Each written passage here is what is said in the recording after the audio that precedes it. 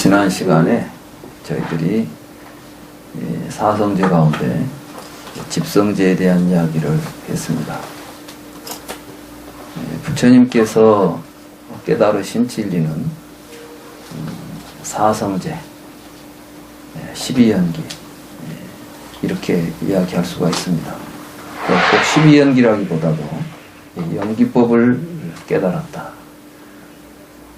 그렇다면 부처님께서 깨달은 연기법은 무엇이고 사성제는 무엇인가? 얼른 듣기에 사성제와 12연기는 서로 별개의 교리처럼 생각이 됩니다. 그래서 부처님께서는 나는 연기를 깨달았다 이렇게 말씀을 하셨고, 또 나는 사성제를 가르친다. 그럼 사성제와 연기법은 어떤 관계가 있는 것인가?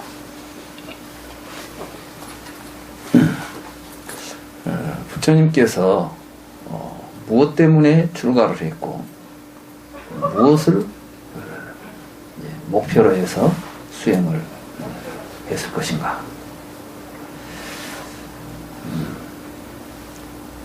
부처님이 무엇을 깨달았는가를 우리가 이해하기 위해서는 먼저 그 점을 알아야 됩니다.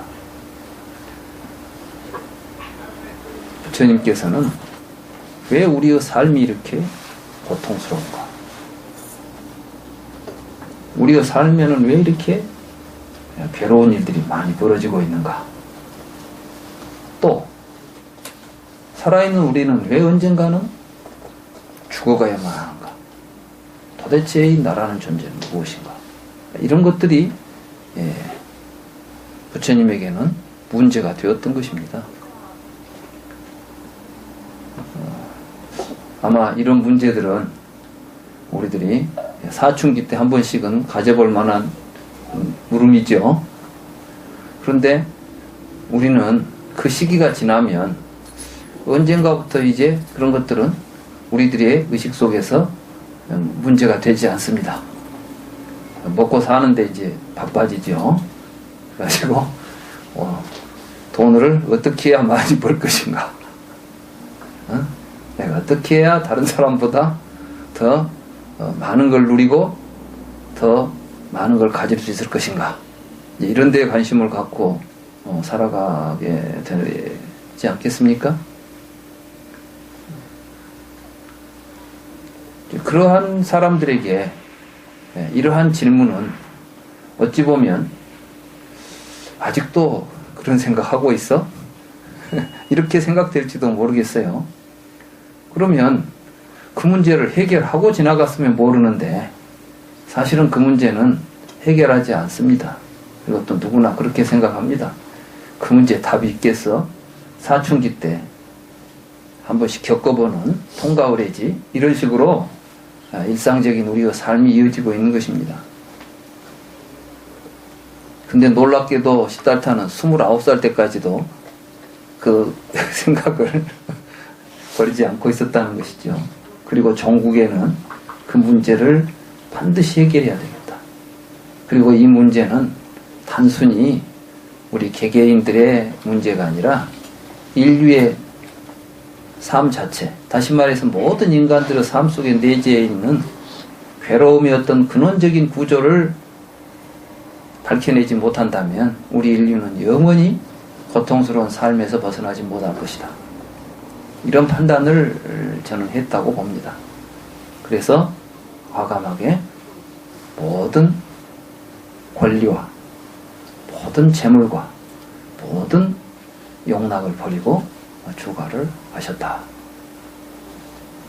우리는 지금 이제 그러한 부처님의 가르침에 대해서 공부하고 있는 것입니다. 부처님은 출가하셔서 그 당시 진리를 깨달았다고 하는 스승들을 찾아다니면서 공부를 합니다. 그런데 결국 그 모든 그 당시 사상이나 철학이나 종교가 진리에 다가가지 못하고 있다는 사실을 깨닫게 됩니다. 그래서 이거 스스로 깨달아야 되겠다. 그리고 이제 그 당시 이 세상에는 진리가 밝혀지지 않았기 때문에 스스로 진리를 깨달아야 된다고 생각했던 사람들이 이제 수행자들이 나타나게 되죠. 쉽게 말하면 슈라마나라고 하는 이제 출가 수행자들이 나타납니다. 그 출가 수행자들 가운데 이제 또 우리는 진리를 깨달았다고 주장한 사람들이 나타나서 교단들을 이루게 되죠. 부처님은 이제 그러한 그 당시 새롭게 출현한 그 슈라마나들 가운데 고행주의자들이 고행을 통해서 진리를 깨달을 수 있다고 생각했던 사람들의 수행법을 따라서 수행을 하시다가 종국에 고행도 올바른 수행법이 아니다. 고행을 통해서 우리가 진리를 깨달을 수 있는 건 아니다. 이걸 이제 깨닫게 됩니다. 그래서 부처님은 버리수 아래로 발걸음을 옮기죠. 그때 부처님이 이제 하신 말씀이 있어요. 뒤에 수리하시기를 아마 지금까지 인류의 역사상 나보다 더 고행을 심하게 한 사람은 없었을 것이다. 앞으로도 인류가 존재하는 한 나보다 더 극심한 고행을 행한 사람은 나오지 않을 것이다. 이 장담을 해요. 그 뭐였냐면 부처님은 고행을 통해서 목숨이 끊어지기 직전까지 간 거예요. 그리고 결국 고행하다 죽어버리면 뭐가 됩니까? 더 이상 고행이 옳은지 그른지도 모르는 상태에서 이제 결말이 안 나잖아요. 굉장히 위험한 선택이죠. 목숨 걸고 공부를 하는데 죽어버렸다 도중에. 어쩌자는 거예요. 내가 지금 제대로 가다 죽은 건지 엉뚱한 길로 다니다 죽어버린 건지 어떻게 알 거예요. 요즘 우리 주변에 막 공부하다 죽자 그러는데 공부하다 죽으면 안 돼요. 공부는 정말이에요. 나는 정말 요즘 우리 수행 풍토가 막 공부 위주야. 공부 위주. 그래가지고 막 죽을 때까지 공부를 하다가 죽은 것이 내 소원이다. 아니에요. 불교 공부는 죽을 때까지 공부하다 죽는 것이 아니라 깨닫기 위해서 하는 것이고 죽을 때까지 가봤는데 못 깨달았으면 이건 내가 잘못된 길인가 반성을 해야 됩니다. 부다는 바로 그 자리에서 부처님은 죽을 때까지 애나 고행을 할 때까지 하고 죽을 때까지 해보자. 안 되면 다음 생에 하자. 이런 식으로 한 게 아니에요. 부처님의 고행을 보시면 고행을 포기한 대목에서 우리가 굉장히 공부하는데 우리가 많은 걸 느껴야 됩니다. 자기가 지금 하고 있는 것이 정당한 길인지 바른 길인지 그것도 모르고 막 무조건 하면 된다? 무조건 하면 되는 건 아니죠. 바른 길로 가야 됩니다. 그래서 부처님께서 정견을 강조하시는 거예요. 정견이 없으면 수행을 할 수가 없다. 그래 이제 부처님께서 그 고행상이라고 하는 불상을 보셨죠? 지금 그 고행상이 파키스탄에 있는 그 박물관에 있다고 그래요. 저도 직접 거기까지 가서 보지는 못하고 사진으로만 봤는데 거기 보면 정말 피골이 상접해가지고 오직 해골 에다가 이 살만 아니야 피부만 붙어있는 그런 모습이 있죠. 실제로 그렇게까지 극심한 고행을 했다고 합니다. 그런데 그건 그때 깨달은 건 내 몸을 고통스럽게 하고 괴롭힌다고 해서 우리에게 지혜가 생기거나 그로 인해서 깨달음이 올 수는 없다는 사실을 정확하게 깨달은 거죠. 그래서 이제 부처님께서 보리수 아래로 나아갑니다. 말하자면 고행을 포기하고 이제 그동안 뭐 고행할 때는 목욕도 안 하고 먹도 안 하고 이렇게 이제 했을 거 아니에요. 그래서 이제 몸을 씻기 위해서 강가에 갔다가 쓰러져 버리죠. 그때 이제 수자타라고 하는 소녀가 부처님에게 유미죽을 공양하는 걸로 이제 되어 있지 않습니까? 그때 부처님께서 하신 사유가 이제 연기에 대한 사유죠. 연기를 연기법을 사유하는 겁니다. 노사는 왜 있는 것일까?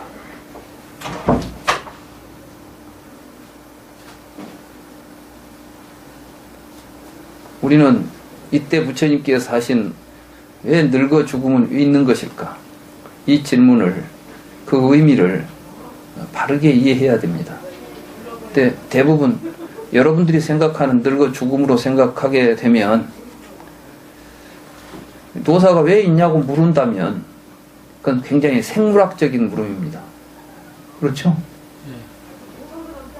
그러면 이제 그는 생물학과에 가서 그 문제는 해결해야 돼요.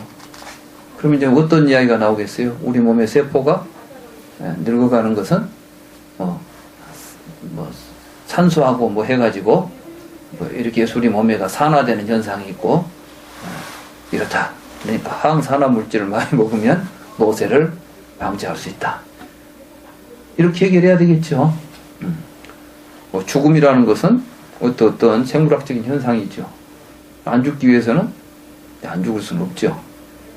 그러나 이제 좀 늦게 죽어야지. 그래서 오래 살려고 하는 이게 이제 늙어 죽는데 우리가 내릴 수 있는 처방 아니에요. 부처님께서는 그렇다고 해서 안 늙겠어요? 생물학적으로 우리가 늙어 죽는 것은 생물학적인 현상이지만 늙어 죽음의 문제는 생물학적으로 해결이 되는 문제는 아닌 것이에요. 그러면 지금 부처님이 문제 삼고 있는 이 노사가 과연 우리의 이 신체적인 노사를 이야기하는 것인가?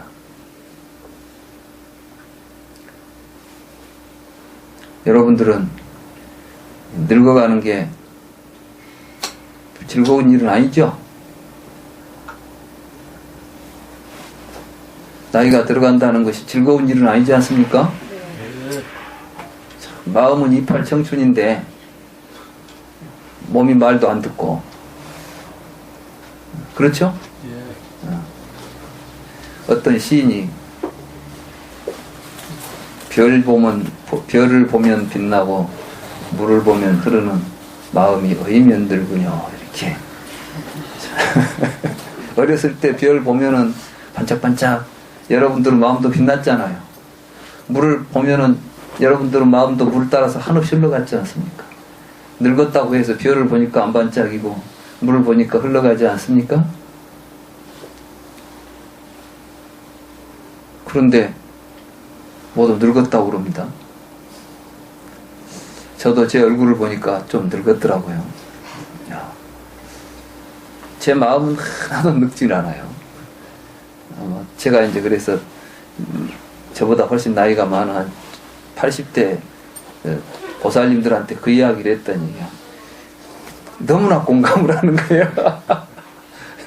절대로 우리가 나이가 늙었다고 해서 그 사람은 늙었으리라고 그 사람 스스로가 자기가 늙었다고 생각하리라고 착각해서는 안 되겠다 이런 생각을 했어요. 제가 나이가 들어보니까 어렸을 때나 지금이나 제 마음이 변한 건 없어요. 막 얼굴 거울을 들여다보니까 좀 늙어 보이긴 할지라도 실제로 그렇구나. 그런데 사실은 엄연히 우리 삶 속에서 그 늙음이 우리에게 불만족스럽게 다가오죠. 죽음을 여러분들은 그냥 누구나 다 막 건강하고 좋을 때는 죽음 그까짓 거 뭐 죽을 때 죽지 뭐 이런 생각을 할 겁니다. 근데 막상 당신이 이제 죽게 됐습니다. 그러면 그때는 좀 달라질 걸요 상황이. 그죠? 네. 건강할 때는 죽음도 자기가 감당할 것처럼 생각해요. 근데 사실은 당신은 이제 일주일 뒤에 죽습니다. 딱 그러면 아마 심한 사람은 그 말 듣자마자 죽기도 할 거예요. 대부분 그런다잖아요. 암 환자들이 당신은 암입니다. 그러면 그때 절반 죽는데요. 우리는 사실은 굉장히 그렇게 충격적으로 우리에게 다가오고 있고 우리 안에서 지금 문제가 되어 있는데 우리는 그것을 감추고 살아요. 의식하지 못하고 사는 거죠. 그냥 그러다가 이제 턱 죽을 때가 되면 뭔 속인지도 모르고 죽어버리죠. 불교 문제는 다른 문제가 아닙니다. 바로 우리 각자 자신들의 문제입니다. 그렇기 때문에 불교 공부는 선택이 아니라 필수입니다. 불교 공부는 막 취향 따라서 하고 싶은 거 이런 게 아니에요. 왜냐하면 자기 삶의 문제이기 때문에 우리가 살아가는 한 우리가 안고 있는 문제이기 때문에 그거는 우리가 조금만 깊이 생각해 보면 누구나 결국은 그 문제를 풀어야 될 이런 숙제를 가지고 있는 것입니다. 부처님은 그 숙제를 푸신 분입니다. 그래서 우리는 이제 그 부처님한테 이제 답을 구하고 있는 것입니다. 이게 불교입니다. 노사라는 것은 바로 이렇게 지금 여러분들의 삶 속에 내재해 있는 고통이에요. 여러분들은 망각하고 있을지라도 사실은 내재해 있는 겁니다. 그 문제를 지금 해결하려고 하는 거예요. 이것은 생물학적인 문제가 아니라 바로 여러분들의 의식 속에서 지금 언제든지 여러분들을 괴롭힐 수 있는 복병들이죠. 병이 안 들 때는 병 걱정 안 씁니다. 그러나 병이 걸리고 나면 이제 온통 병 나을 생각만 하죠. 이제 젊을 때는 늙을 걱정 않죠. 이제 늙으면은 어떻게라도 좀 안 늙어보려고 노력하죠. 그렇잖아요. 건강 챙기자. 뭐 건강에 좋다더라. 막 먹고 피부에 좋다더라. 요즘 우리가 돈 쓰는 게 다 그거 아니에요. 그런데 그것이 문제가 아니라고 하면 자기가 문제 때문에 살면 그 문제 해결한다고 자기는 살면서도 사실은 문제를 모르고 있는 것이지. 얼마나 무지한 것입니까? 자, 이게 정말 문제가 되었다고 한다면 도대체 왜 이러한 것들이 나에게 문제가 되어 있는가부터 우리가 이제 생각할 거 아니에요. 사실 부처님은 이제 그렇게 관찰합니다. 부처님의 12연기설이 3세 양중인과설이라고 하는 이론으로 이제 이게 해석돼요. 그러니까 부처님의 연기법을 부처님이 깨달은 연기법이라고 하는 이 12연기라고 하는 이 진리가 사실 이해하기가 굉장히 어려운 진리입니다. 그러다 보니까 부처님 열반하신 뒤에 이걸 어떻게 해석할까? 이 문제가 불교계의 가장 큰 화두였어요. 그래서 아비달마 불교에서 여러 가지 연기에 대한 해석들이 나옵니다.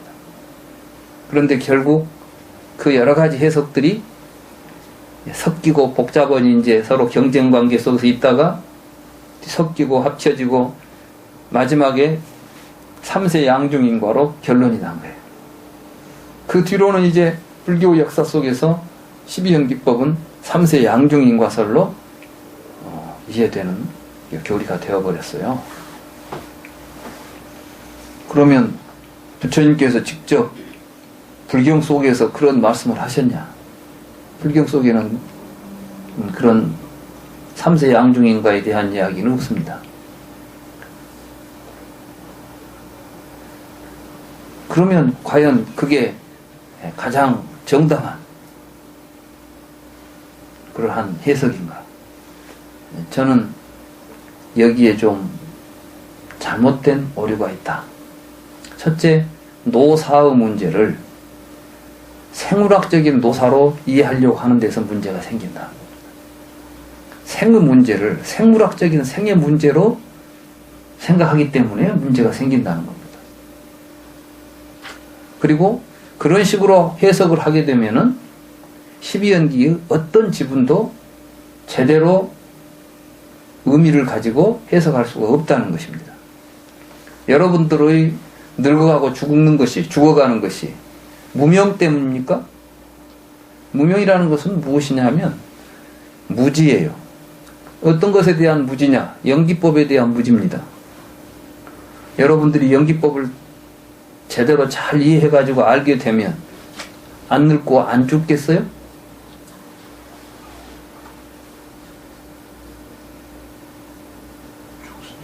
그렇다면 무명으로 연해서 노사가 있다는 말은 그 노사가 생물학적인 죽음과는 무관하겠죠.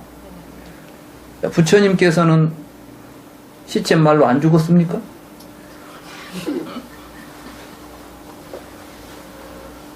부처님이 돌아가셨기 때문에 또 우리가 그 부처님께서 침묵하신 무기의 문제를 보면 열애는 죽은 뒤에 계속 존재하냐 존재하지 않냐 이런 물음이 나옵니다. 부처님은 대답을 안 해요. 자, 그 사람은 뭘 물었냐면 당신은 생물학적으로 죽고 나면 다음 세상에 가서 존재할 수 있는 당신이 가서 존재하는 세계가 있습니까 없습니까 이런 거 묻는 거 아니에요. 있으면 있을 것이고 없으면 없을 것이지. 우리가 있다는 것은 항상 어디에 있게 되죠? 어떤 세상에 어떤 시간과 공간 속에 있게 되지 않습니까? 부처님 그렇게 물으니까 부처님 대답을 안 했어요. 그리고 무기를 하지 않습니까? 왜 대답을 하지 않았냐? 말이 안 된다고 하는 거야. 여러분들이 생각할 때 말이 안 되는 이야기입니까? 말 되는 이야기잖아. 그게 궁금하잖아. 근데 부처님은 그 말이 안 된다고 하는 거야. 그러면 지금 이상하잖아요. 우리하고 지금 부처님하고는 좀 생각이 틀린 거예요. 왜 부처님은 그런 말씀에 대해서는 이야기를 안 하면서 또 노사 문제는 해결하겠다고 나서냐는 거예요. 이러한 문제들이 지금까지 우리가 이제 불교를 공부하면서 정확하게 부처님께서 하신 가르침의 의미들을 우리식으로 이해하고 가버렸다는 거예요. 부처님께서 지금 우리에게 하려고 하는 이야기를 부처님의 어떠한 그 의도를 우리가 제대로 이해하지 못한 상태에서 모두 자기식으로 이해하고 사는 겁니다. 자기식으로 그냥 해석해버리는 거예요. 그러니까 해석하는 사람마다 다른 설명을 하게 되죠. 이론이 달라지고 똑같은 부처님의 깨달음을 이야기한다고 하는데 사람마다 다른 식으로 그 의미를 해석하고 있다. 일치하지 않는다는 거예요. 부처님께서는 일치하지 않으면 사견이다 그랬어요. 그랬죠? 미자라는 말, 사견이라고 할 때 미자디띠라고 하는데 미자라는 말은 서로 어긋나는 상반된 이런 뜻이에요. 사마디띠, 우리가 이제 정견이라 할 때 이건 사마디띠인데 사마라는 것은 뭐냐면 합치하는, 일치하는 이런 것이에요.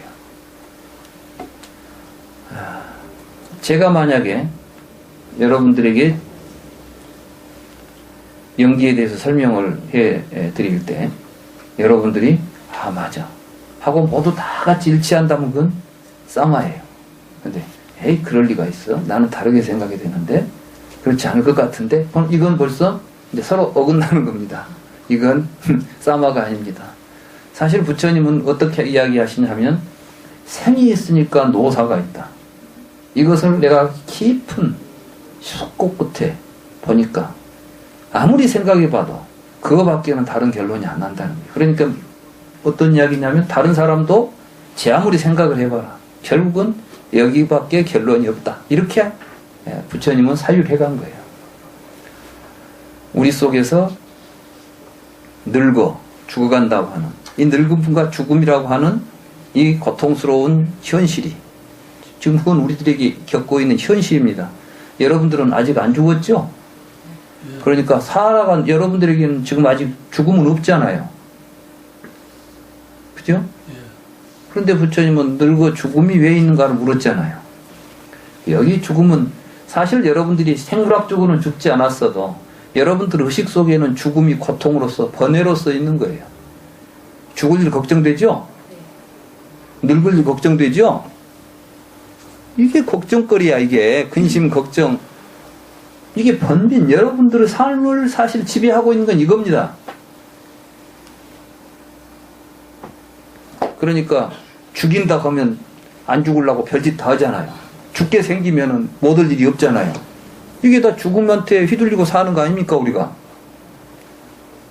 나는 부처님이 노사로부터 벗어났다는 것을 부처님의 삶을 통해서 확인했어요. 부처님이 이제 열반에 즈음하지 않아요. 부처님은 당신이 이제 죽을 때가 됐다는 걸 압니다. 그 파리 니빠나 수타에 보면 거기 보면 막 자꾸 그 뭐 죽음의 신이 나타나 가지고 이제 빨리 죽으세요. 빨리 죽어. 이제 죽을 때 됐으면 빨리 죽으시오. 막 이런 식의 이야기가 많이 나와요.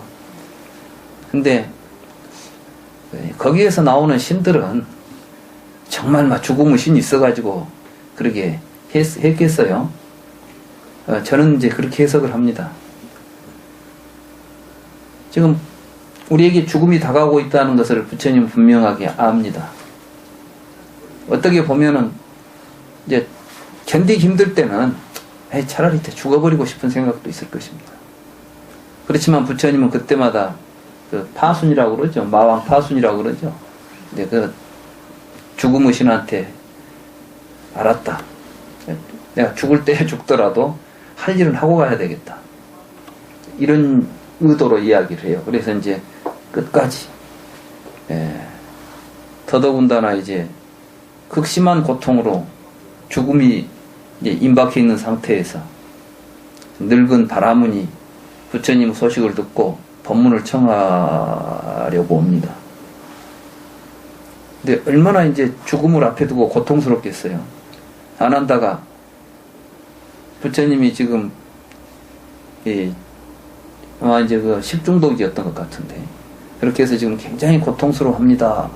이렇게 이제 알고 있는데 와서 자꾸 내가 좀 부처님한테 법문 좀 듣고 싶다고 부처님에게 물어볼 것이 있다고 하니까 눈치가 없죠. 지금 병 중에 있는 지금 사경을 헤매고 있는 사람한테 법문 설해주라 하니 아난다가 볼 때는 답답하지 않아요.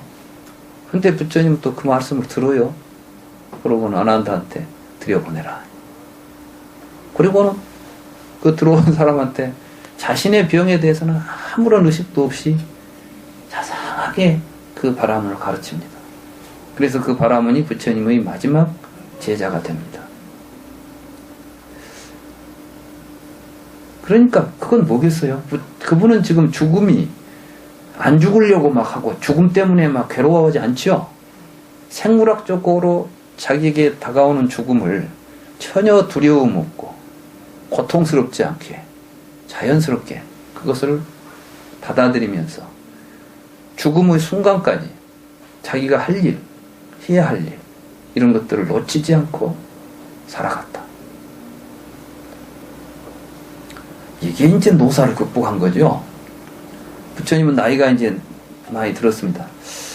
우리도 이제 좀 뭐 그렇게 많지는 않지만 그래도 또 젊은 나이는 아니지 않습니까?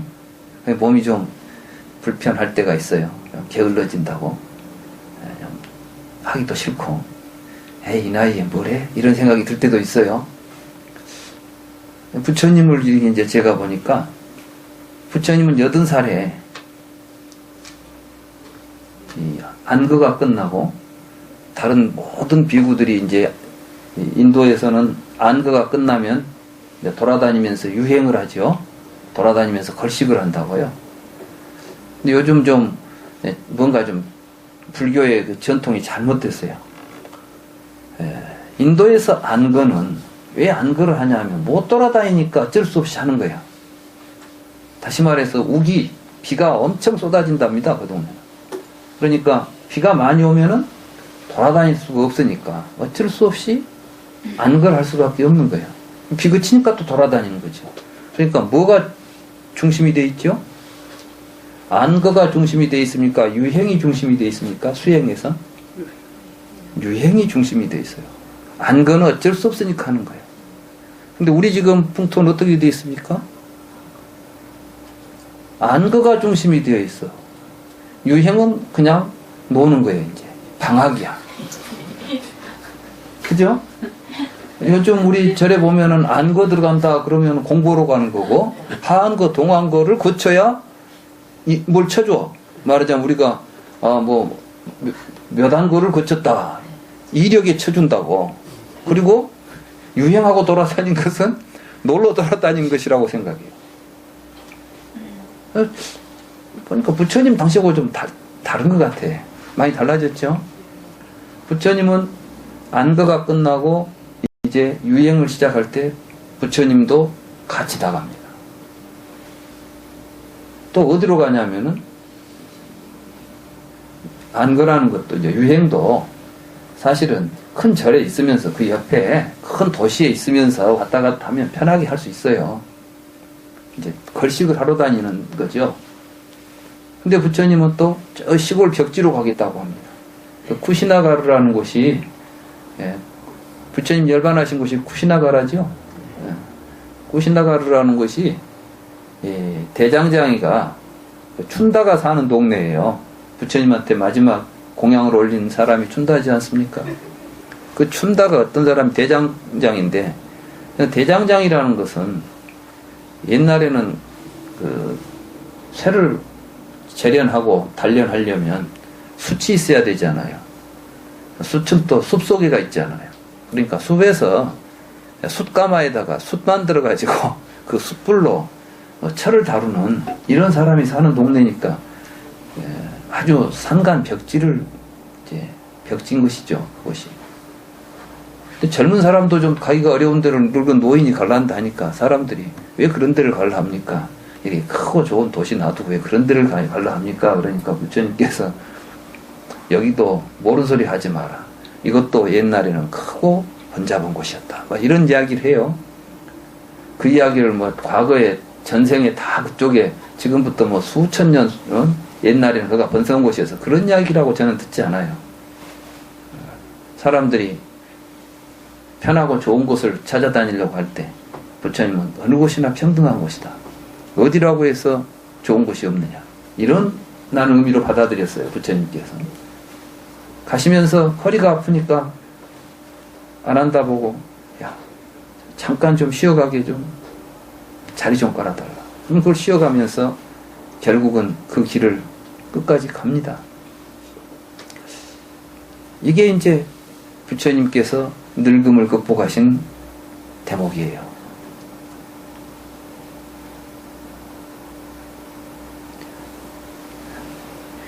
부처님 삶에 나는 늙어서 이제 못하겠다. 이런 일이 없는 거예요. 이제 나는 죽을 지경이 됐으니까 못하겠다. 이런 것도 없는 거예요. 부처님은 해야 될 일, 할 일은 이 노사, 늙고 병든 것을 떠나서 그 일을 해낸 거예요. 그것이 장애가 안 된 것이죠. 우리의 삶에서 그것이 우리를 가로막지 못했다는 거예요.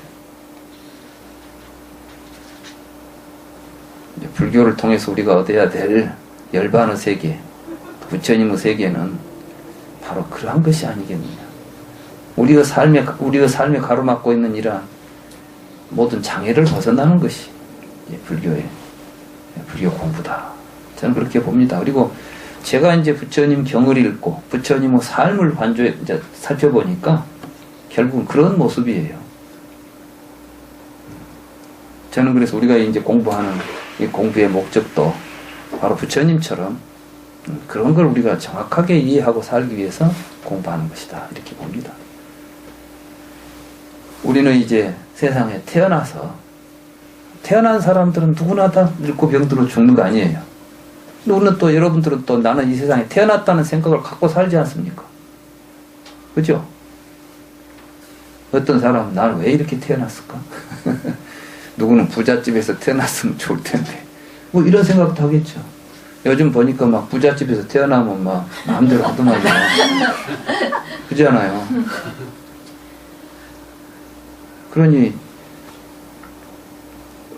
우리들에게는 항상 나는 태어나서 늙고 병들어 죽어간다는 생각을 하죠.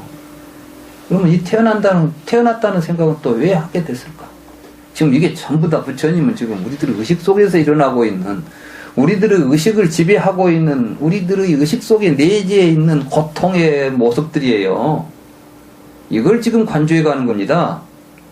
그렇지. 생물학적으로 내가 태어나서 늙고 병들어 죽는 것이 문제다? 어떤 사람들은 그래요. 세상에 우리가 태어나서 살아가다 죽는 것이 독덩어리처럼 그러면 뭐 생사가 없이 그냥 내버려 주는 게 좋겠어요? 여러분들은 돌로 존재하는 것이 좋겠습니까? 고통스러워도 사람으로 사는 게 더 좋겠습니까? 당연히 사람으로 사는 게 더 좋죠. 생로병사 벗어나버리면 돌덩어리 되는 건데 돌덩어리 되지 않은 이야기입니까 불교가? 그건 아니잖아요. 우리가 삶을 보다 더 행복하고 완전하게 살아보자는 이야기 아니에요. 그래 이제 생은 왜 있는가? 그 질문에 대한 부처님의 대답은 내가 있기 때문이다. 나라고 하는 존재로 인해서 내가 태어나서 늙고 병들어 죽어가고 있는 이 모든 갈등과 고통들이 나라고 하는 존재로 인해서 벌어지고 있는 사건이다. 그래서 이제 문제는 나는 무엇인가? 이 문제가 핵심 주제입니다. 이게 유입니다. 사람들은 그냥 유 그러면 존재라고만 이야기하죠. 뭐 어떤 존재란 말입니까? 그리고 왜 유가 있으니까 생노사가 있다는 말이 무슨 말이 됩니까? 한번 생각해 보세요. 생물학적으로는 왜 나에게 생이 있느냐 그러면 부모가 있으니까 내가 태어났지 뭐. 당연히 앞에는 부모 때문에 태어나야 됩니다. 이게. 그런데 부처님의 이 사유 속에서 12연기의 사유 속에서 생은 왜 있는가라는 질문에 대한 부처님의 대답은 유가 있으니까 생이 있다. 이 문제는 굉장히 이제 중요한 문제입니다. 사실은 존재가 없으면 생사가 없습니다. 생멸도 없습니다. 중론에 보면 용수보살이 시간에 대해서 이야기를 해요. 시간. 여러분들은 시간이라는 것이 나와는 상관없이 바깥에 흐르고 있는 것처럼 보이죠? 그렇지 않습니까? 근데 시간은 절대적으로 우주 공간을 지배하고 있는 어떤 것처럼 지금까지 이해되어 왔어요. 그 시간 속에서 뭐가 벌어지냐면 생사가 벌어지는 거예요. 시간이 없다면 생사가 없겠죠. 태어나서 죽을 때까지라는 시간이 있다니까. 태어날 때 오고 죽을 때 사이를 보고 시간이라 그래요. 그러니까 시간이 없다면 태어나는 점과 죽는 점이 벌어질 리가 없잖아요. 이걸 시간이라고 그래요. 근데 그 시간이라고 하는 것이 과연 존재하냐? 여러분들은 과거도 있고 미래도 있고 그러잖아요. 그래서 우리는 시간이 영원히 아주 엄청난 긴 시간을 통해서 우주가 그 속에 들어있다고 보죠? 우주가 시간과 공간 속에 들어있다고 보잖아요. 그건 아주 순진한 생각이에요. 단순한 생각이고. 그 생각을 좀 뒤집어 버린 사람이 아인슈타인이잖아요. 시간이 이렇게 있는 게 아니라 시간은 각기 달리 흐른다예요. 뭐가 달리 흐른다는 거예요? 존재 속에서 시간은 달리 흘러간답니다. 다시 말해서 이 존재가 빨리 움직이잖아요. 그럼 시간이 천천히 간대요. 가만히 멈춰있는 거하고 움직이는 거하고는 시간이 달리 흘러간답니다. 이해가 됩니까? 돼요? 상당히 생각을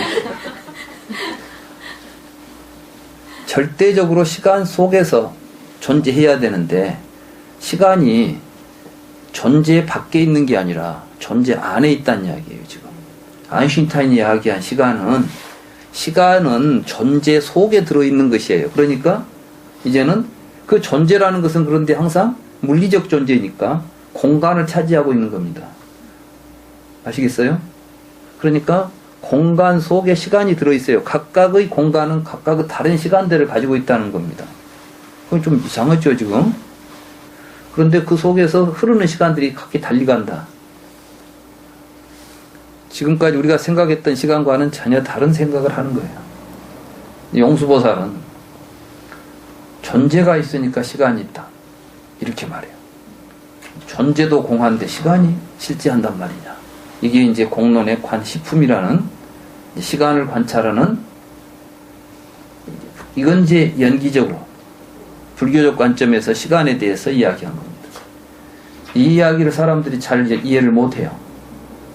그냥 말만 그렇게 하지 왜 그런 이야기를 하는가. 엄밀히 말해서 모든 존재는 시간 속에 들어있지 않습니다. 이 이야기는 어떤 이야기냐 하면 사실은 과거라는 시간은 우리들이 의식적으로 지나간 시간에 대해서 우리가 갖고 있는 기억을 과거라고 이야기합니다. 그렇죠? 과거라는 시간은 현존하는 시간입니까? 이미 지나가 버려서 존재하지 않는 시간입니까? 존재하지 않죠? 과거는 이미 없어져 버린 시간을 이야기하는 거예요. 미래는 아직 존재하지 않은 시간을 미래라고 부르죠?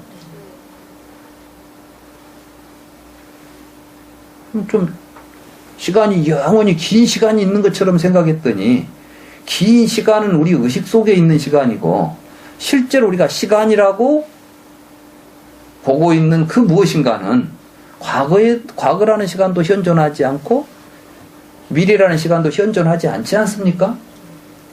그렇다면 현재라는 시간은 어떻겠어요? 현재라는 시간은 간격이 없이 존재한다는 거예요. 간격이라는 게 중요해요. 간격. 간격이 뭐냐 하면 우리가 여러분들이 생각하고 있는 시간은 과거와 미래 사이를 현재라고 부릅니다. 그렇죠? 그러면 과거도 있고 미래도 있어야만 현재라는 시간도 있겠죠.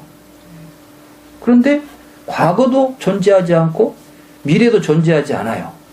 그렇다면 시간이라는 것 자체는 간격으로 존재하는 건 아니겠죠. 그러면 우리는 그 무엇인가를 가지고 지금 시간을 구성해낸다는 거예요. 시간은 우리가 만들어냅니다.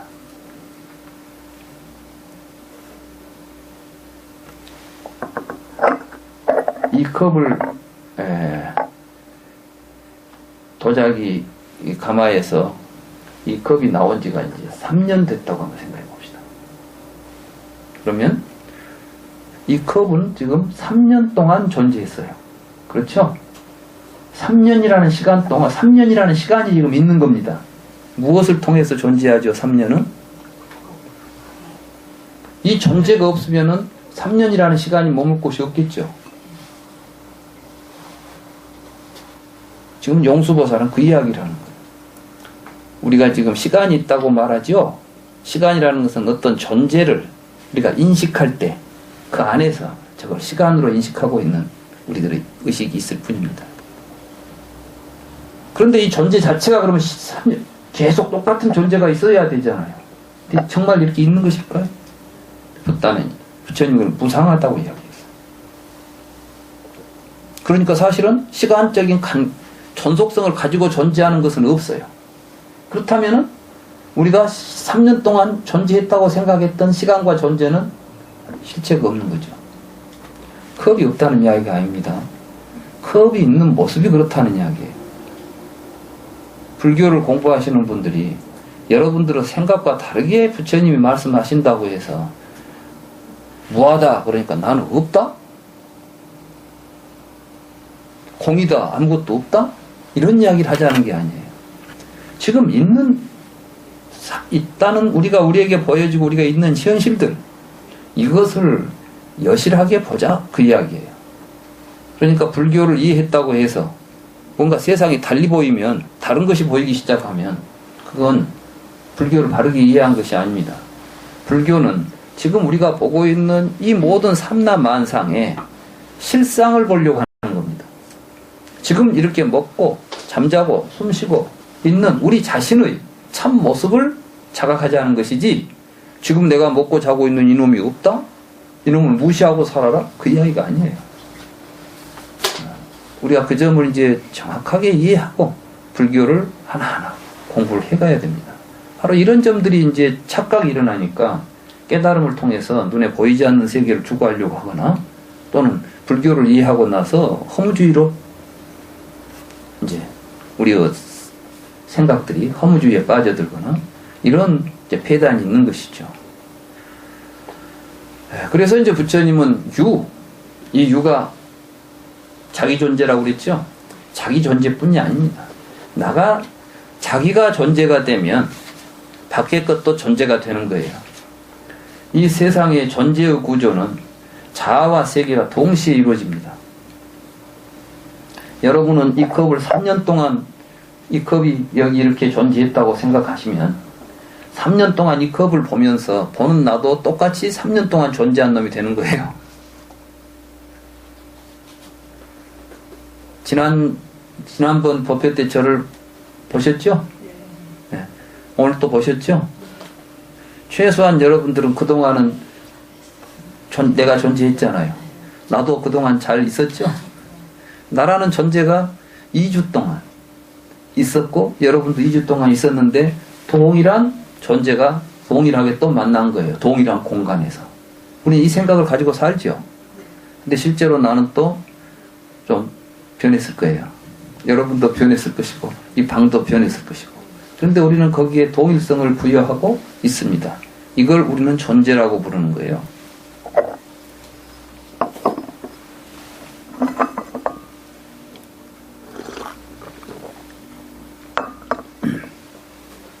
그러면 이 존재, 나라고 하는 존재, 세상에 있는 여러 가지 이런 존재, 이런 건 도대체 왜 이렇게 존재가 돼 있을까?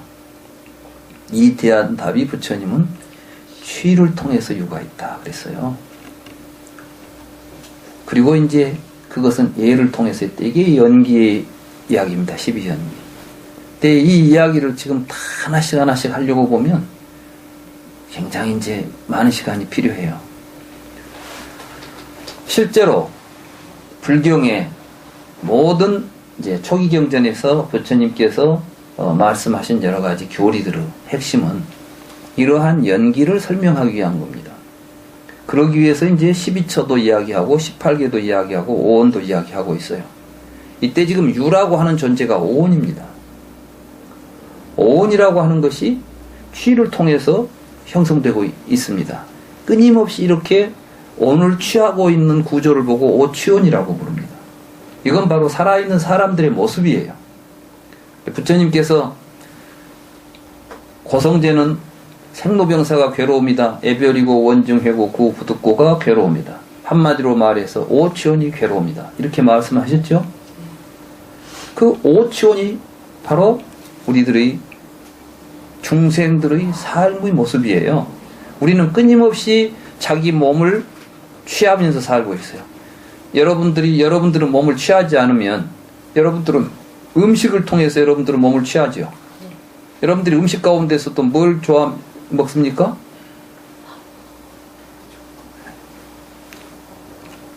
원하는 걸 먹어요. 자, 음식 하나를 가지고 여러분들이 몸이 취해지는 과정을 한번 12연기로 해석해 봅시다. 여러분들은 몸이 지금 현재 있죠? 여러분들은 몸은 지금 계속 음식을 취해서 있는 거예요. 그렇죠? 네. 음식을 취할 때 어떤 음식을 먹습니까? 좋아하는 음식 먹습니다. 여러분들은 몸이 원하는 음식을 먹는다는 게 쉽게 말하면. 그때 그걸 가래라고 불러요. 여러분들은 몸이 수분이 부족하지 않아요? 그러면은 여러분들은 갈증을 느낍니다.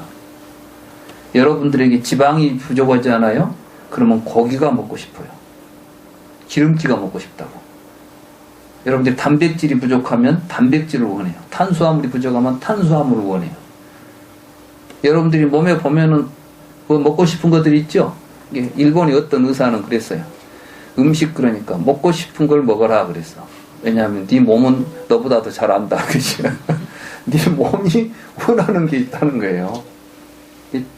그게 가래예요. 그러면 그건 무엇 때문에 생기느냐? 수 때문에 생겨요. 다시 말해서 그걸 먹어봤더니 좋더라. 이제 느낌이 좋아지는 거예요. 이거 먹으면. 그럼 그걸 취하게 되잖아요. 그 앞에 뭐가 있어요? 촉이 있잖아요. 촉은 뭐냐면 뭐 만져보는 거야. 먹어보는 거야. 입으로는 먹어봤을 거고 눈으로는 보았을 거고 귀로는 들어봤을 거고 코로는 냄새 맡아봤을 거고. 그래서 우리에게 좋은 감정을 일으키는 것을 우리는 계속해서 갈망하지요. 가래라는 것은 강하게 욕구하는 거예요. 이런 욕구로 인해서 취하게 되면은 몸도 있게 되는 겁니다. 감정도 그래요. 여러분들 감정이라는 것도 자기 감정이 있어요. 그 사람들은 그러니까 지 좋아하는 것만 찾아. 음악도 지가 좋아하는 음악을 들어. 그런데 자주 들으면 더 좋아하게 돼. 그렇죠. 그러니까 감정도 지속적인 촉을 통해서 좋다고 느낀 것을 취해서 자기 감정을 만들어 갑니다. 생각도 그렇습니다. 많은 사람들이 생각은 아주 이성적이라고, 서양에서는 철학을 이성이라고 생각했어요. 이성적이라고, 우리가 생각이. 그런데 부처님은 그것도 다 취향이라는 거예요. 사람마다 수를 통해서 상도 만들어집니다. 이건 그냥 혼자 개념적으로 사유한 게 아니고, 부처님은 이렇게 내 몸이 어떻게만 취해지고 있는가, 내 감정을 어떻게 취해지고 있는가, 온이 취해지고 있는 과정을 쫙 이렇게 깊이 성찰하시는 가운데서 하나하나 그것이 정말 실제로 일어나고 있는 현실로서 받아들인 거예요. 그걸 깨닫게 되신 거라고. 그러니까 불교 공부를 하면서 그 교리를 적용해야 될 대상은 여러분 자신입니다. 여러분이 이제 스스로 내가 지금 이렇게 취하고 있어서 이 내 현재 몸이라는 것이 그런 치유 결과로 있는 것인가를 여러분들 직접 보셔야 돼요. 정말 그렇게 된다면 이론이 있겠습니까? 없겠습니까? 여러분들이 음식 먹어가지고 몸이 되어 있다는 사실을 뭐 달리 반박할 이론이 있어요? 없어요? 없죠? 그러면 진리인 거예요. 불교 진리는 그렇게 이제 이야기를 합니다. 12연기는 그렇게 구성되어 있습니다. 그리고 거기 가서 육입이라는 이야기가 나오죠? 육입. 바로 이제 이 육입. 그래서 이 육입을 통해서 만들어지는 게 이제 12처라는 교리예요. 그리고 거기서부터 벌어지는 여러 가지 오온으로 발전을, 오온이라고 하는 것이 만들어지는 과정을 설명하기 위해서 이야기되는 교리들이 18개, 그리고 오온이고, 이러한 오온이 어떻게 우리의 삶 속에서 작동하고 있는가를 전개해서 보여주고 있는 것이 12연기입니다. 그래서 이제 우리는 이러한 교리들을 앞으로 여러분들이 지금까지 봤던 어떠한 일반적인 불교 설명서가 아니라 불경을 통해서 직접 같이 공부를 해보기 위해서 지금 이런 모임을 갖고 있는 것입니다. 시간이 좀 지났습니다. 잠시 쉬고 이어서 공부하도록 하겠습니다.